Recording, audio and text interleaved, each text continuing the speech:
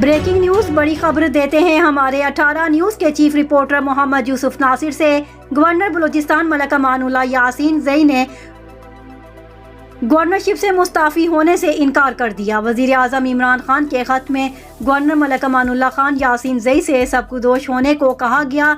ज़राए के मुताबिक गवर्नर ने सबकुदोश होने से इनकार करते हुए कहा कि वजीर आजम को इख्तियार ही नहीं कि मुझे सबकुदोश होने को कहें।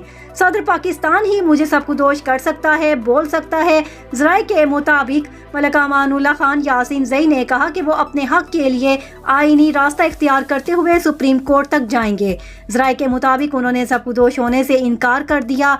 दूसरी जानिब ज़राए के मुताबिक डिप्टी स्पीकर कौमी असम्बली कासिम खान सूरी गवर्नर को हटाने के लिए मुतहर्रिक हैं।